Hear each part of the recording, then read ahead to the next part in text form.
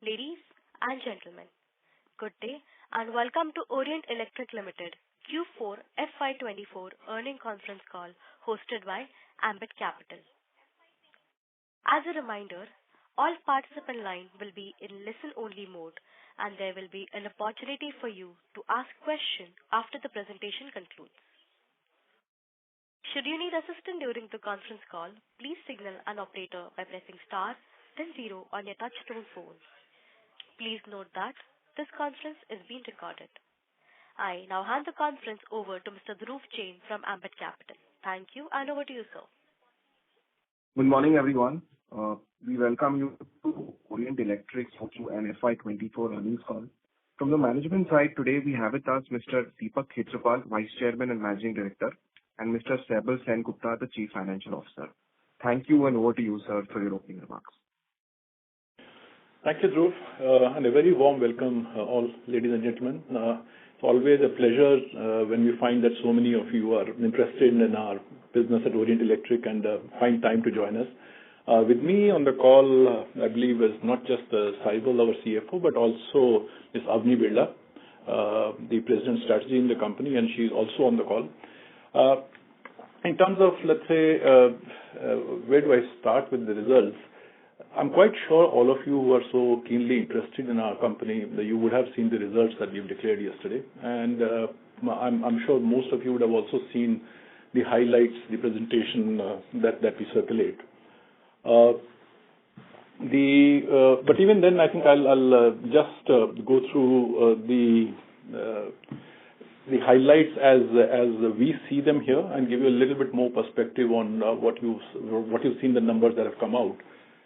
One thing I certainly want to point out right at the start is that I'm sure you would have noticed and perhaps appreciated that the theme that we've been outlining in the last few earnings calls every quarter is that that theme has been sustained and we've been playing that out in a very consistent manner. And what I mean by that is that we've been promising that we are focusing on our top-line growth and we are focusing on our gross contributions or gross margins growth, which has stayed completely in line with our promise or our indication.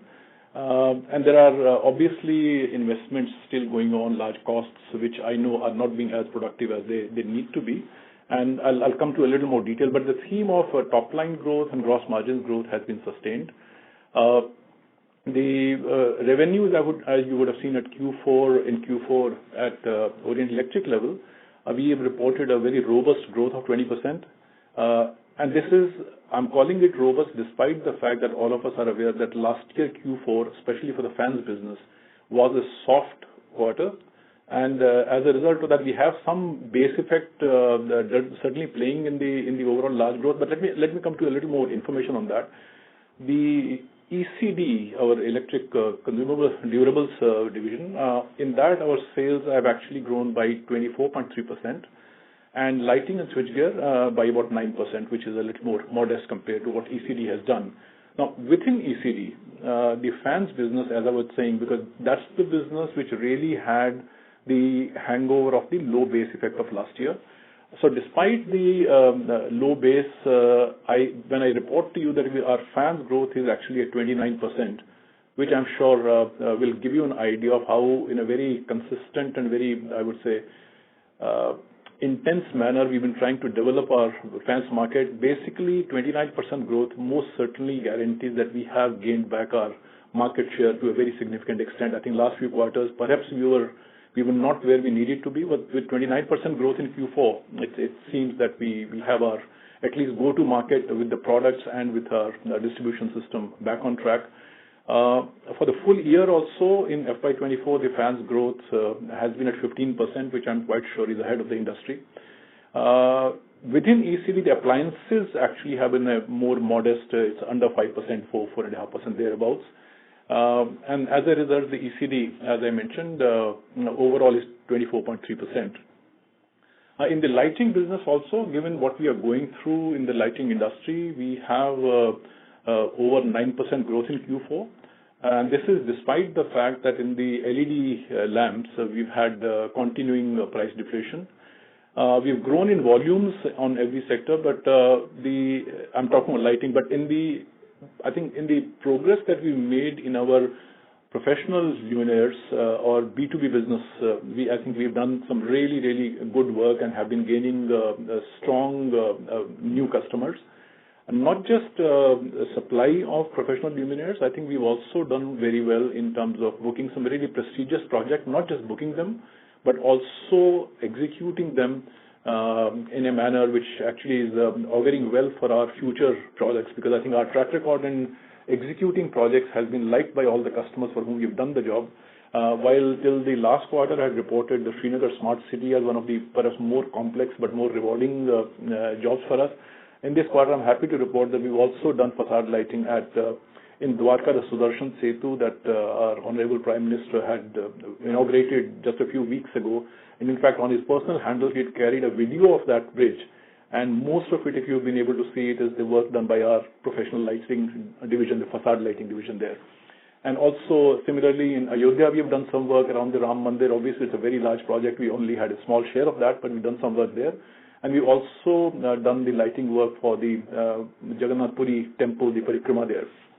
So these are some of the major, I would say, projects in the lighting division I wanted to highlight.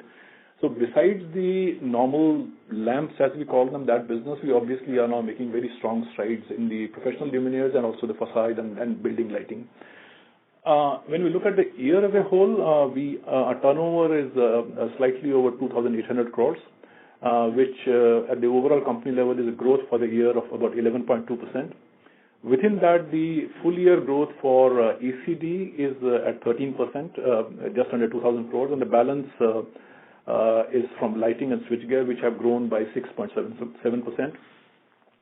The gross contributions in Q4 for FY24 have actually shown a very robust increase of nearly 250 basis points.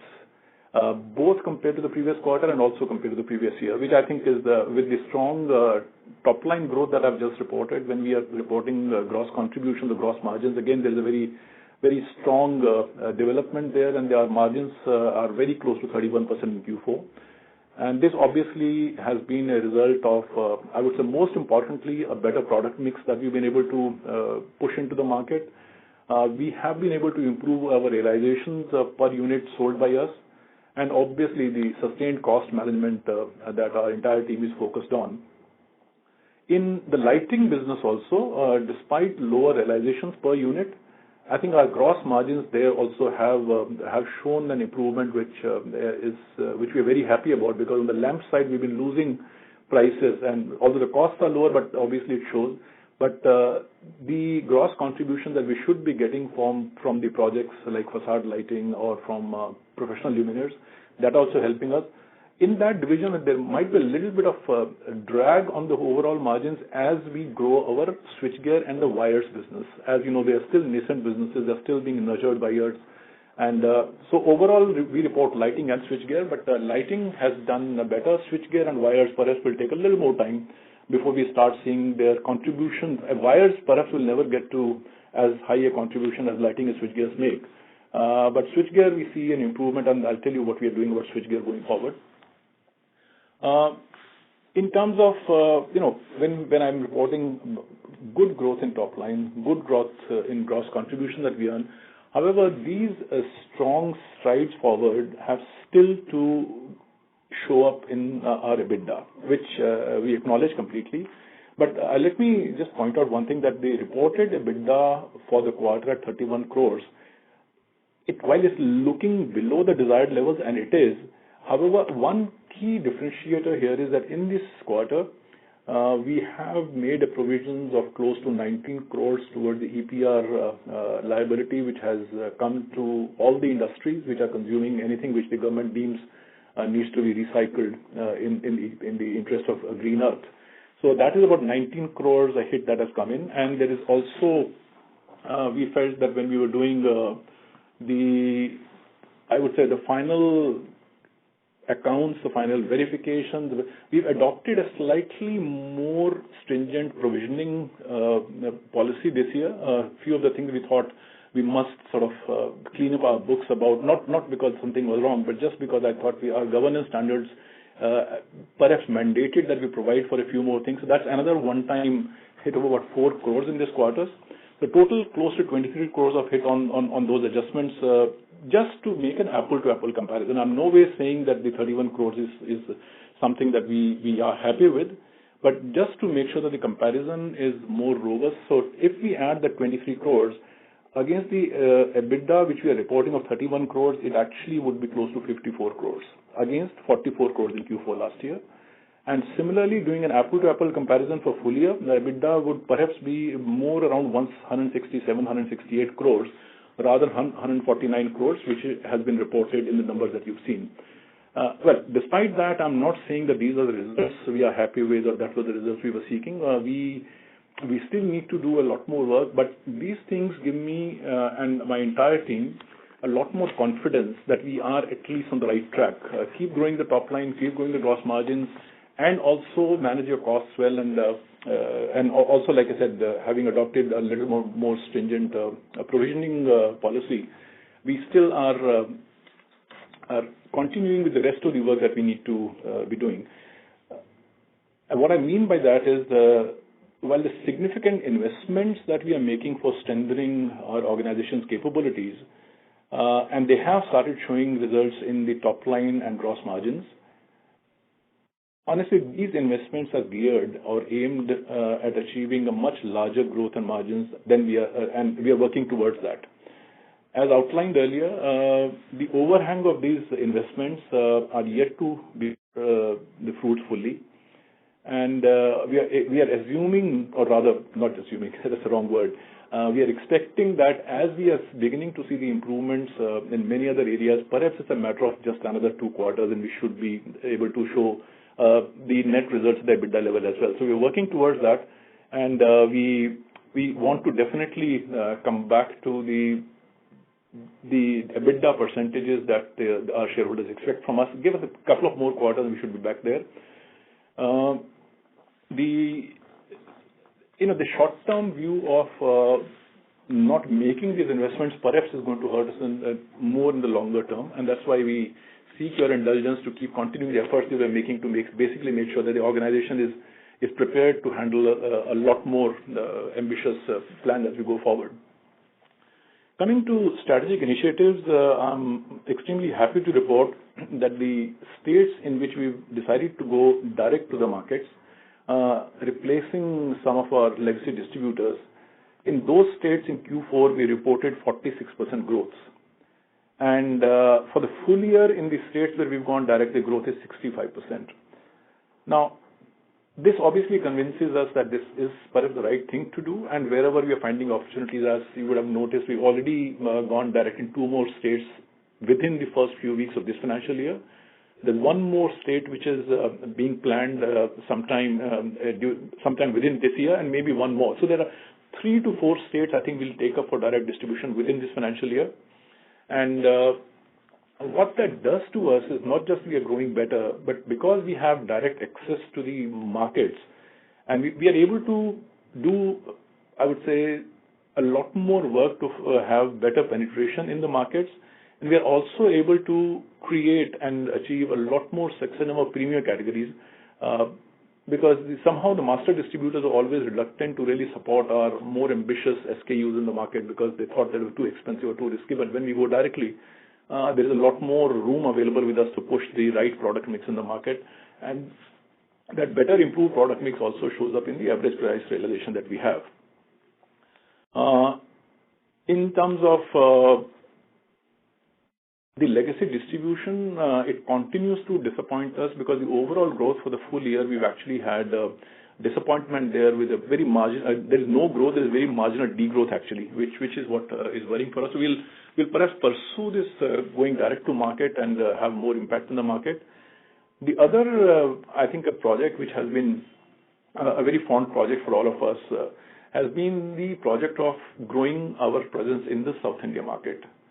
In our Grow South project, I'm delighted to report that in this year, our overall sales 32% of our overall sales are now coming from Southern India, which I think is a huge leap forward from where we were. For a long time, and South is we knew it's a very large market, but somehow our presence there was not enabling us, or the weakness in our presence there was coming in the way of our achieving what we needed to achieve there. So I'm delighted to report it's a 33% growth during the year in South markets, and now our total, as I mentioned, nearly a third of our revenue is coming from South. E-commerce is another area which we've been focusing on, that we know is an expensive way of doing business, but we are there, and in Q4 itself, our e-commerce growth is 85%. And for the full year in e-commerce, our growth this year is 75%, which actually just reflects the new approach that we have adopted in the e-commerce. And also the other area of focus which we are really rolled out yet, but the so-called modern retail or large format retail, all the very large retail stores that we have, in that we are beginning to work with the topmost partners in India, and going to make sure that our presence in the large format stores is also a lot more noticeable by everybody. And in this particular year, in the last few months, the work that we've done, the large format stores have reported 80% growth in the quarter. Although for the full year it's just 13% large format stores, but the thrust on this has actually started just a few months ago, and we are already seeing a huge traction in the large formats. We continue to work on the product mix, as I mentioned earlier, and also the market mix to improve our realizations. We continue to intensify our efforts to improve efficiencies and our procurement that we do from the market, and a very intense project, as we keep referring to it, the Project Sanchay, that keeps gaining more and more strength and more traction. So that's being continued. Another area that we've improved very dramatically in the last few months, I must call out, is in our supply chain, the way we distribute our product, our warehouses, the locations, the transportation, entire logistics around it. And not to deny the fact that we've also been fortunate in having some tailwinds in the form of the benign commodity prices, which is, like I said, which is with the industry or with the economy as a whole, but yes, we too benefited somewhat from there. In the last earnings call, I had referred to the new challenge coming up in terms of the BIS standard being imposed on ceiling fans, and all fans needed by a certain date. And I think there was a little bit of anxiety in our minds whether this will actually get implemented or it will get extended. But I think in February, the transition has happened, and I'm again very happy to report that all our ceiling fans that are in the market today are BIS or ISI marked. So that's a huge shift in the I would say government policies and the new regulations, but we managed to meet them successfully. The next transition that is going to happen is with our tables, pedestals, and wall fans, which will be again subject to BIS certification starting September. And we are now gearing up to make sure that there are no hiccups, at least from our side, in delivering the fans to our customers. A thing which causes us a little bit of concern, and we are beginning to sort of in a way take action there, we do realize that our new product development, for which we had a very good name in the market for many years in the recent past, we've not done what the markets and the customers expected from us. But having realized that, we very recently strengthened our R&D effort by inducting new professionals from outside who come and sort of joined our team, and very soon I think our track record of introducing new and innovative products will be back on track, and that's something that again will be liked by all our customers, and coming out of that, I'm sure all the investors will be happy with that. Another area in which we had promised that we will be focusing on is improving our after-sales service to the consumers. And on that, we've again made investments and significant strides, and I'm delighted to report that the impact of our improved service is already being acknowledged by our customers and also the trade who gets to hear from the customers. So we're very happy that the changes that we made in service side are also beginning to be noticed in the market. I don't know how many of you have caught it, because obviously we are not spending huge amounts of money during this IPL and elections right now. But some of you who have seen it, I'm sure you would have seen there is freshness in our branding and marketing efforts also. What I'm referring to that you might have noticed is the new TVC that we launched a few weeks ago. It establishes the future of fans, in which we have our brand ambassador Dhoni in a new avatar, and he's talking about that he's seen the future of fans already. So that if you people have not caught the TVC, please catch it. It must be available on our YouTube channel as well. So please see it. I'm sure you'll love it. Anybody who's seen it, we're actually getting very rave reviews to that campaign. We have an ongoing project which we call Project Orange, in which we are actually really strengthening our presence at the retail counters, not just large format stores, but many other smaller stores who retail fans to the customers.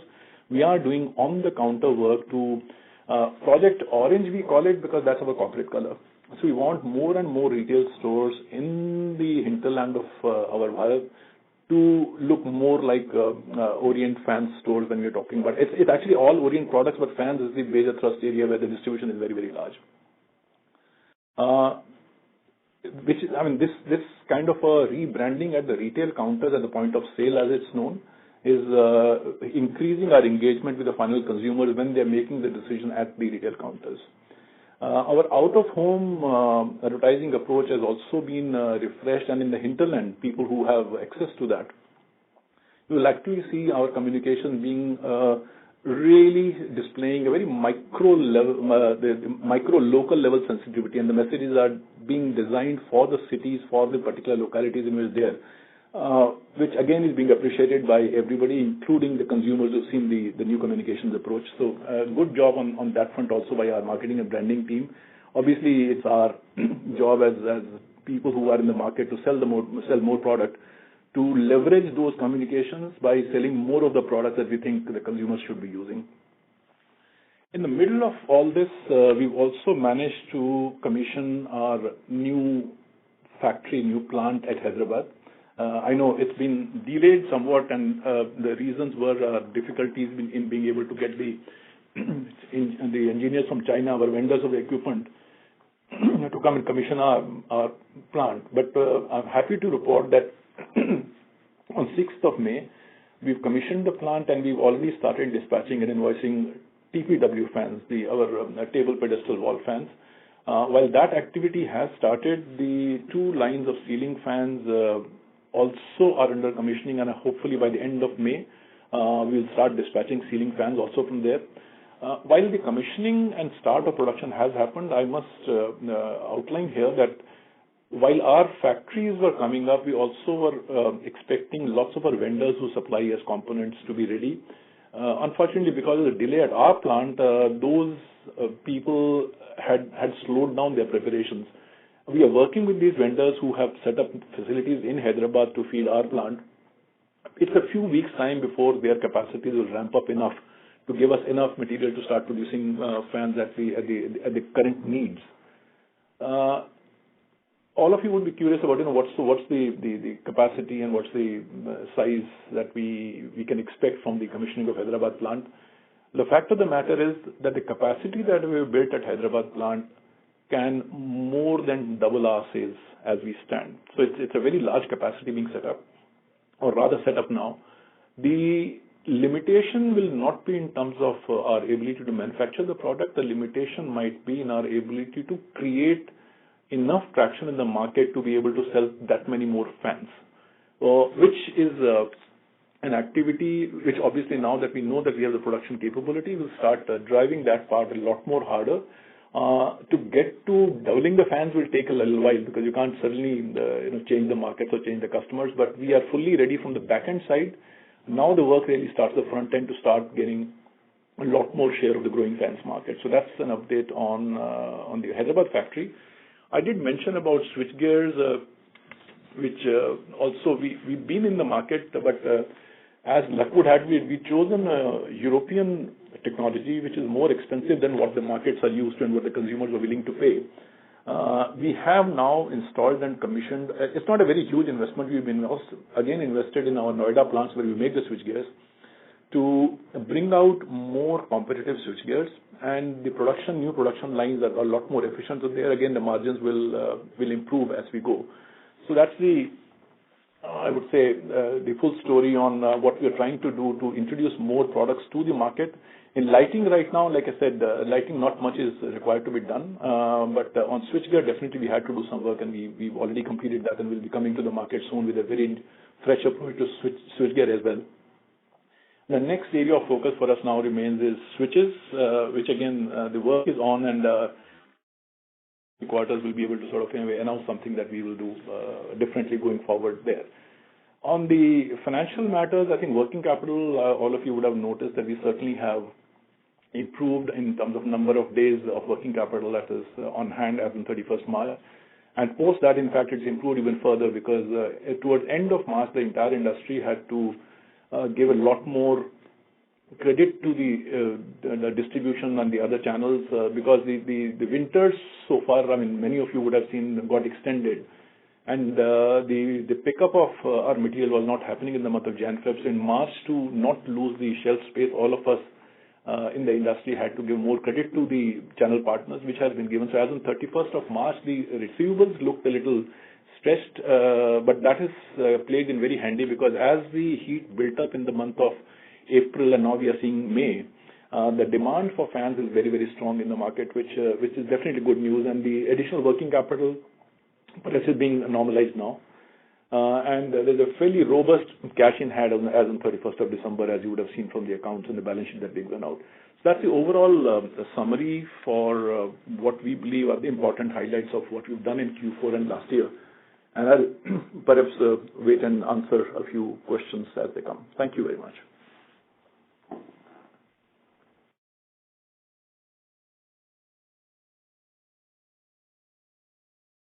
Shall we begin the question and answer session? I think so, yes. Thank you very much. We will now begin the question and answer session.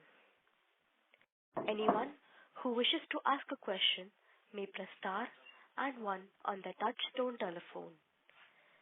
If you wish to remove yourself from question queue, you may press star and 2. Participants are requested to use handset while asking a question. Ladies and gentlemen, we will wait for a moment while the question queue assembles. First question is from the line of Bhargav from Ambit Asset Management. Please go ahead. Yeah, good morning, team, and thank you for the opportunity.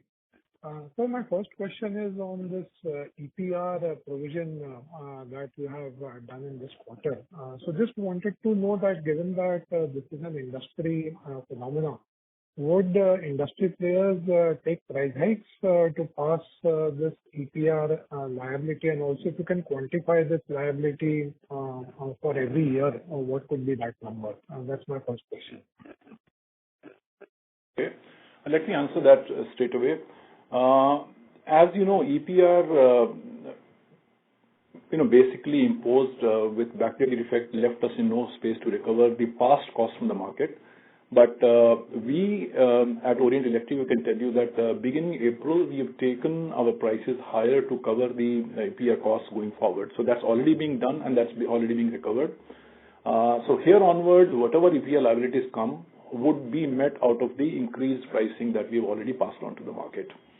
What the cost estimates would be, which we need to recover based on which we took the decision to increase the prices. We believe it will be for the year that we are in FY25, it will be perhaps around 21-22 crores in that range, but it should not hit our P&L because we should be able to recover this cost from the market. Okay. Secondly, sir, I believe the McKinsey contract would have got completed in FY24. So just wanted to know what could be the savings from this in FY25? Look, while the work is over, just for everybody's benefit, there is the agreement that we had with them. There was a certain amount which was variable pay.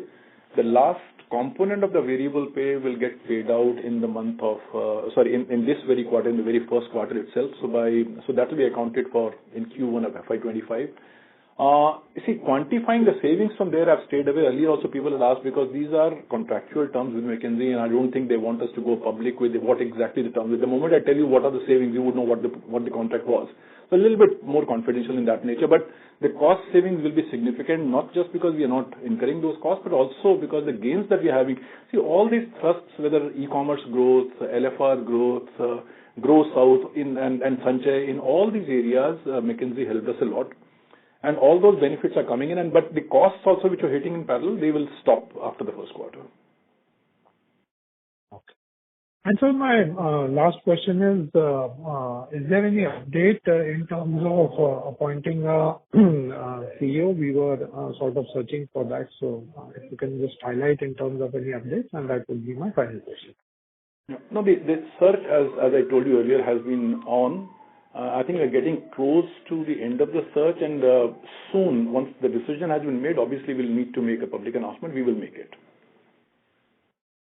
Right, sir. Thank you for your thoughts and all the very best. Thank you. Thank you. Ladies and gentlemen, in order to ensure that management is able to address questions from all participants in the conference, please limit your question to only 2 questions per participant. Should have a follow-up question, we request you to rejoin the question queue. Next question is from the line of Ravi Swaminathan from Avendus Spark. Please go ahead. Sir, thanks for taking my question.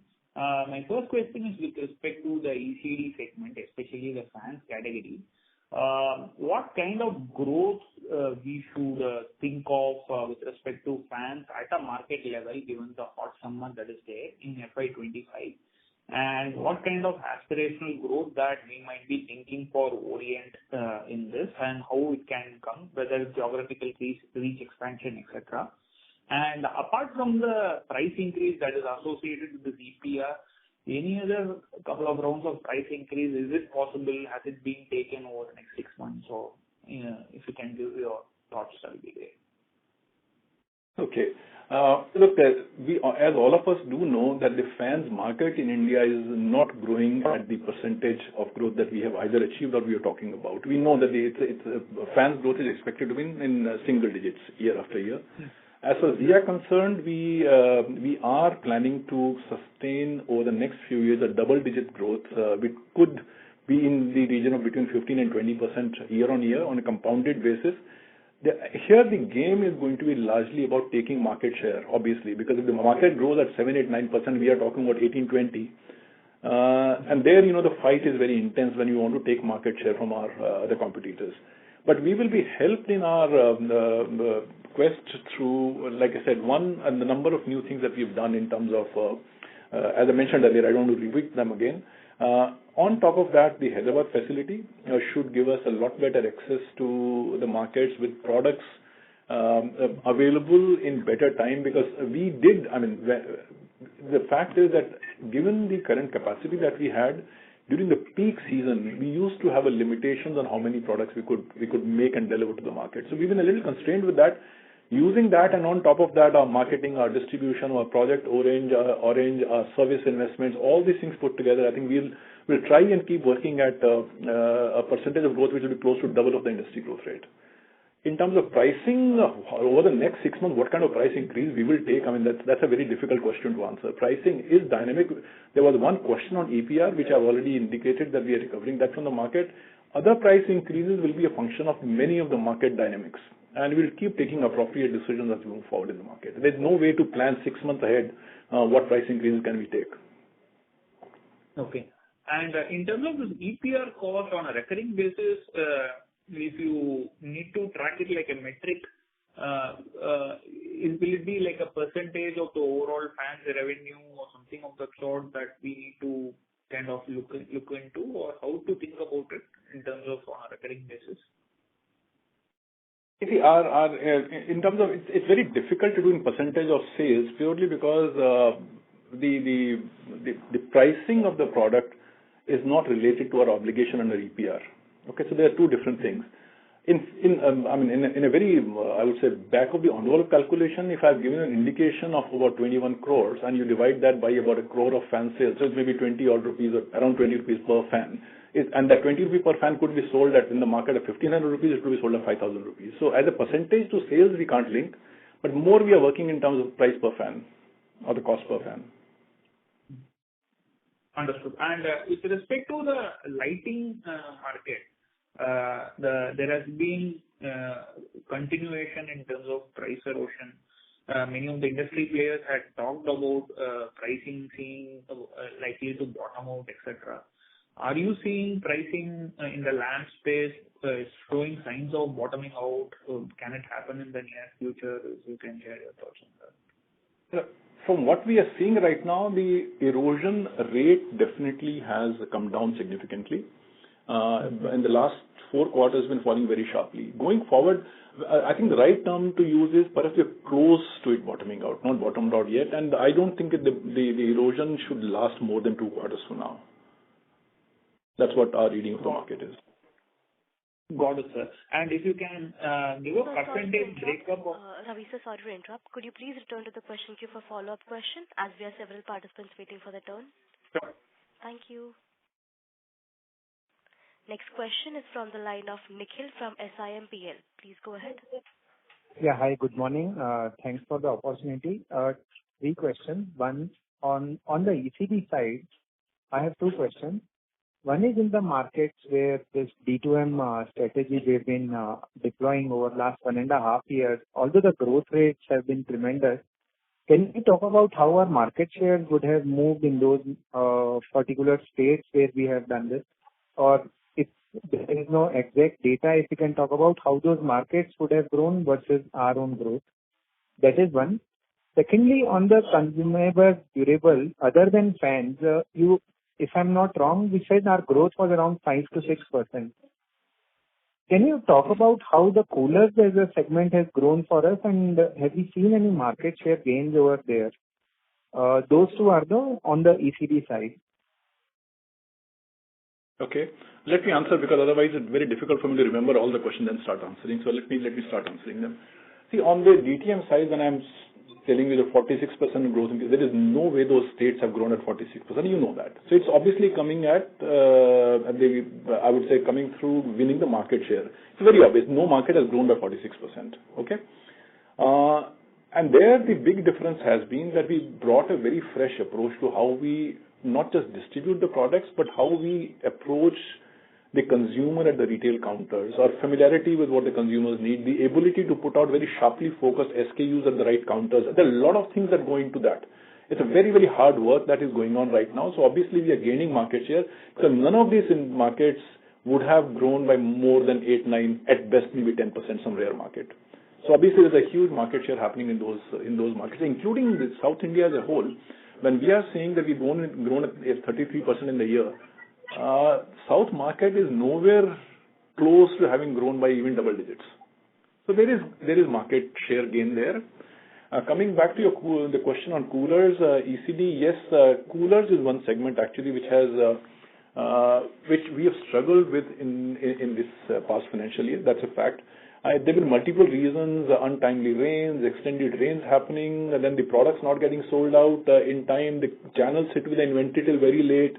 Towards the end of the year, when the season starts, they are still sitting on last year's stock. So there are lots of dynamics which went wrong last year, and we haven't had the kind of success that we wished to have in the coolers business. While we may not have grown in coolers, but we've done some really good work in our water heaters, which are finding really good growth again. And the kitchen appliances, the small appliances as we call them, and not just in the general trade. I think the major win in those appliances is coming from our e-commerce, because that's the market which actually is big in small appliances, kitchen appliances, kinds of things. So that's the breakup. But coolers, yes, we struggled last year. We are actually currently thinking of rethinking our entire strategy on how to approach the coolers market. Okay, and one last question. On the lighting side, last year we had seen this continuous price drop, and Ravi also asked this. Would you say that if we have, while our top line growth had been around 8-9%, and you had also mentioned that on retail, and if we do on B2B has grown very strongly. On the retail, what would be our volume growth, and has that negated the price erosion which happened last year? And the continuation, if we look at Q4, Q3, are you seeing that the price trends are now stabilizing, or is it like still dropping? You said the rate of drop is reducing, but is it like now almost close to plus minus 5% or still around 8 to 10%? Okay. Again, lots of questions, one question. The whatever was the volume degrowth, the value challenge, rather value erosion that was coming in lamps, we have managed to make up for that through the volume growth. That's a given. So for lamps business, have we had degrowth in sales? No, in rupees crores, because we made up for the value loss through volume increase. So that's one answer to your question. The second question that you were asking about, has the price erosion? I did say that it seems close to bottoming out. Yes, the rate at which the prices, the costs were coming down and the prices were coming down. I think given whatever in not just our industry in India, the whole world could do with that, as of now seems we've scraped the bottom. And when you say drops are now in small single digits, low single digits. Okay, thanks. I'll come back in the queue. Thank you. Thank you. Next question is from the line of Nirash Jain from BNP Paribas. Please go ahead. Yeah, hi. Thank you for the opportunity. So, sir, my first question is on the lighting segment, the margins. I mean, I just want to better understand, like, what leads to this volatility in the margin in the fourth quarter, especially considering that switchgear is still roughly around 5 to 6% of our business, if I'm not wrong. So then and we are growing very strongly in the professional lighting. So shouldn't professional lighting be able to deliver better margins for us? And how should we look at the lighting margins going ahead? So that was my first question. Okay. Look, what we have to realize is that while in the lamps and buttons, we just supply the product for the distribution, the cost of sales are pretty low. I think there is some confusion about how we believe margins and how I think investors are looking at margins. When we talk about margins, we are talking about gross margins, that is selling price minus the cost of goods sold. At that level, the professional luminaires, facade lighting give us good contribution margins. Where it starts costing more is the whole, if I say the cost of that operation, from having designers on our roll, from having the execution teams, for having, continuing to sort of work with the customer during the execution period, that has many costs which come in our books as fixed costs. So you are talking about margins at the EBIT level, as you've seen, right? Right. Let's remember, so gross contributions are good in professional luminaires and also in the facade lighting and other projects like that. But the fact of the matter is the cost of servicing those orders is higher, which sits in the fixed costs. And that's why at the EBIT level it looks low, but that's a question of operating leverage, because we already have designers on our rolls now. As the order book increases and we keep increasing the business, it'll start evening out. But it doesn't even out when you have a total business of 30, 40, 50 crores there, right? But you need a full team, otherwise you can't execute the project. So there's a little bit of dynamic playing out in that particular market. So it's not straight away, it's not as simple as lamp supplies to distributors and retailers and the business goes on. It doesn't. Right, sir. That's very helpful. My second question is on the TPW fans. So, like now, since we have commissioned our new Hyderabad facility, I mean, what kind of exports potential are we looking at? Because we've been talking about the huge potential that is there, especially for the TPW fans. And this year, we have grown our exports by mid-teens. So, what is the outlook there? I mean, what are our targets, and how should we look at about this capturing this potential going ahead? Well, we've just commissioned the plant. We are stabilizing the production first. We are stabilizing our quality. See, in the international markets, one thing we must remember, we want to target, obviously, Western markets, which are seeing summers like never before, and the market for fans is booming there. But the catch there is, to be able to export products in those markets, we need to first have our production facilities in place, and we will need certification from each of the markets where we want to sell the product. I'm sure you're aware of all electrical products going into other markets need local certifications also. We are starting with the process. We are taking the initial baby steps towards that. I think in about 2 quarters from now, we can talk about specific targets for each market. But let's do the work that we need to do at this time.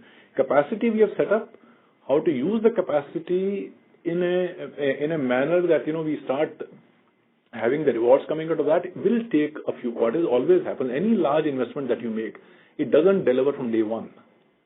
Give us that time and we'll let you know as which markets we're able to enter. Depends on what certification we're able to prioritize and get early. And as we keep entering every market, we'll keep talking about what numbers we can do there. So sky is the limit, but I think we need to be aware of how practically the business happens. Sure, sir. Thank you so much for the answers. Thank you. Thank you. Next question is from the line of Natasha Jain from Nirmal Bang. Please go ahead. Yeah, thank you for the opportunity. Sir, your opening commentary was quite detailed and most of our questions are answered there. You mentioned that Avni is on the call. So in case she's on the call, I have 2 questions for her. These are more broader strategy level questions. So in terms of... Just 1 minute.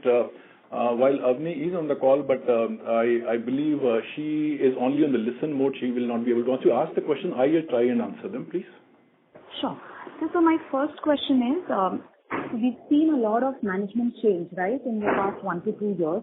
So by now you must have internalized as to what went wrong at the top level, why that happened, and at the hindsight, what changes you could have done. So can you tell us what changes you are planning to do in terms of making sure that that doesn't happen? And the second strategy level question is, sir, on one side of the spectrum for fans is a company like Havells, which continues to do expensive advertisements. On the other end of the spectrum is the leader Crompton, who continues to discount the channel. Now, Orient, I believe, is not somebody who can either do expensive advertisements at this point, neither can we afford to discount the channel steeply. So how do you plan to navigate this, and what balance are you planning to strike here so that, you do both but do not get discounted because of both the leaders on the extreme end? Those are my 2 questions. Thank you. Okay, on the organization side, the question that you asked is a huge one. While we say last 2 years, frankly, it's a question to be answered. The changes, the one big change that didn't go as we would have wanted it to go was at the level of the managing director CEO. The previous managing director superannuated. He'd crossed 60, he was about 62 plus, and he had to retire. He retired. We brought in a new managing director for whatever reasons that didn't pan out.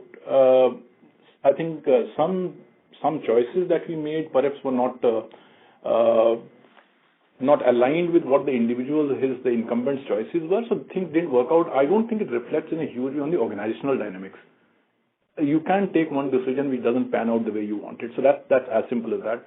The second big transition I would talk about is when our head of lighting business, he quit. So these are the two big ones. And obviously the lighting heads going simply was a function of that individual's aspiration of wanting to be MD of a company and the opportunity which we at our company could not have afforded him. It's as simple as that.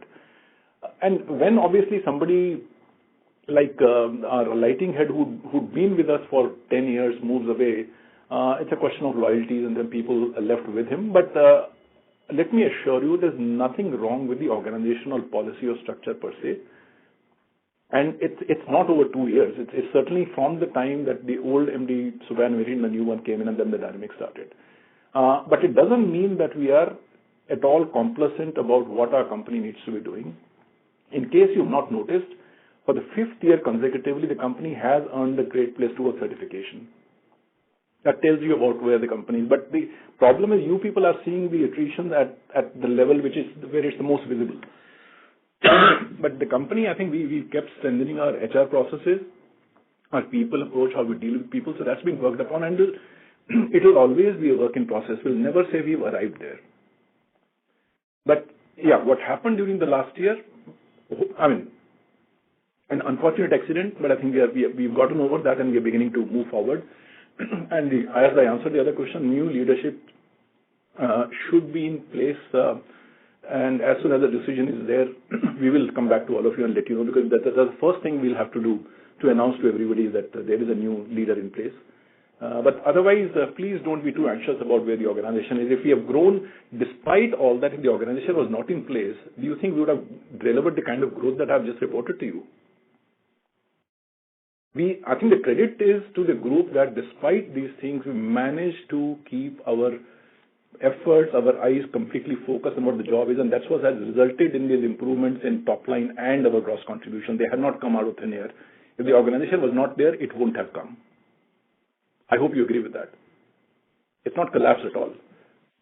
Okay, so number two, coming to, you're asking me a question about how will we respond to competitor strategy. Somebody is a value player, somebody is a premium player.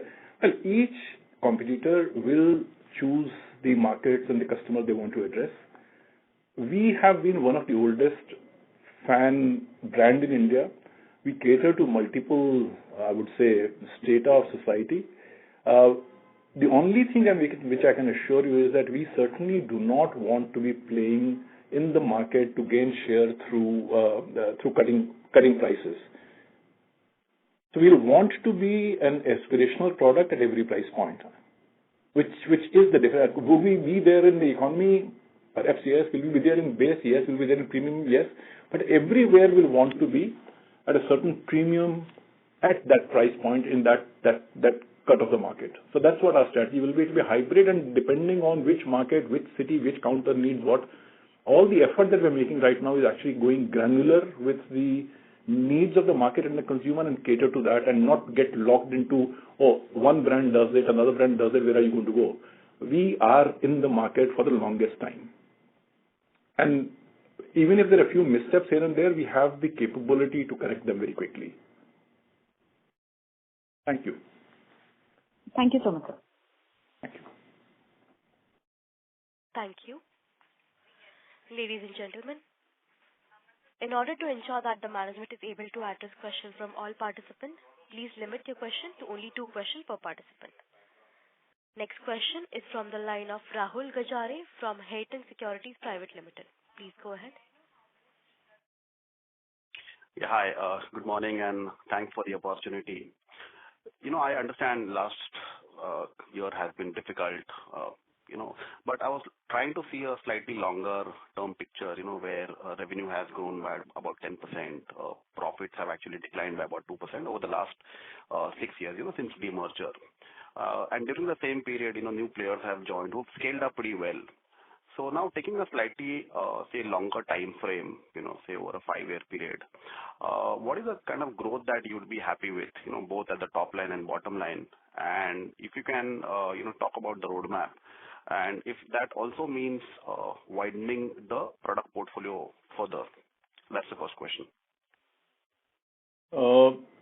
Well, when we sort of talk about what our growth plans would be, or growth plans are, I've just outlined how we are investing further to improve our back end a lot more. I did talk about the new production facilities that we've added. I did talk about the entire change in the supply chain that we are doing. I did talk about the service. I talked about branding. And what have I not talked about? Going direct to markets, in the markets where we're weak. So all of that is being done. It's a multi-pronged strategy. In terms of what growth we'll be happy with, I just mentioned we'll keep targeting, at least in our largest market, which is the largest business even now, fans. A growth rate will be close to double of whatever the market and the industry's growth rate is. That's what our target has to be and needs to be going forward.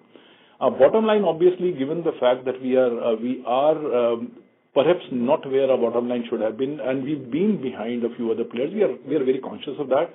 The moment we're able to fix the market share and the volumes, operating leverage as it's called, I think everything else will start falling in place in terms of margin also. That's exactly the struggle that we've had in the last quarter. While we are able to grow, not just quarter, last 4 quarters, while we've been able to grow sales, we've not been able to improve or report improved profitability. And that, as I mentioned, is a sign of the investments we keep making to make sure that the growth that we're gaining keeps gaining more and more momentum. That's all I can tell you at that. I can't sit down and talk about the detailed strategy because strategy the companies do keep a little confidential before the rest of the market comes to know what exactly we are planning to do. And what's there in the public knowledge, I'm telling you, but we would not be satisfied with the rate of growth at which the industry grows. We'll certainly want to do a lot more than that. Fair enough. Appreciate that. Sir, my second question is, is it possible you could split your fans revenue and share basically between the regular and premium, and how each category has grown for you, and how the new product contribution has, improved over the last, say, 3 years? And this is where your A&P and all will actually tell. So how much you spent on A&P last year and FY23? I think that's the last question. Thank you. I'm not carrying all 3 years data with me right now to answer the question on this call. Sorry.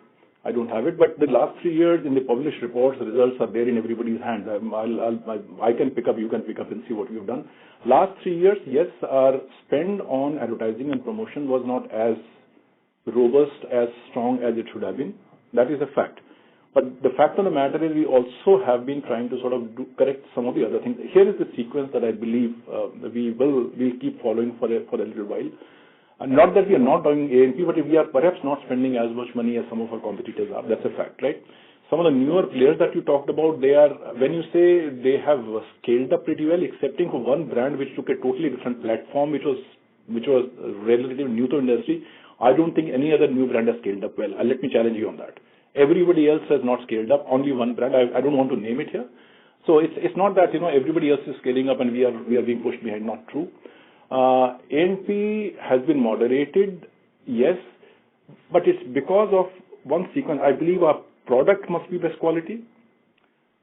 Availability of the product at the right counters is essential. Our after-sales service needs to be best quality, and it needs to be supported by A&P. If we purely do A&P, not being internally in a position to address the opportunities that we create, it's a waste of money. So we are being very careful in spending money on advertising and promotion in sync with what we are able to deliver to the market. As the business grows, obviously the advertising promotion expenses in this particular year are going to be higher. You're already seeing, on IPL, on elections, we are going to be putting our new TVC, and you'll be able to see how much money is being spent. It's definitely more than the last 2-3 years. So as we see the improvement in volumes and margins, we'll need to spend on the brand as well, which we're beginning to do. But when you say A&P, let's also remember that the Project Orange that I spoke about, we have done thousands of shops all across India. That's very much part of advertising. It may not be seen on TVs, but it's very much, when we are going micro-local in our out-of-homes in the Mufassal towns in India, that's also advertising promotion, not visible to the investors, but that's going on. I hope that answers your question. Numbers, 3 years numbers I'm not carrying, but I know they've been below par, below the industry. I agree with that. No worries. Thank you and all the very best. Thank you. Thank you. Next question is from the line of Praveen Shah from PL Capital. Please go ahead. I think this will have to be the last question because we are running. It's already 11, so I'll take this question since you announced it, and then I think we'll have to stop. Thank you. Yes, sir. Next question is from the line of Praveen Shah. Please go ahead. Yeah. Okay. Thank you. Thank you for taking my question. So very precise, sir. On the the fan segment only, as you had already mentioned that the South India contributes 1/3 of your revenue, and now you are coming with a Hyderabad capacity as well.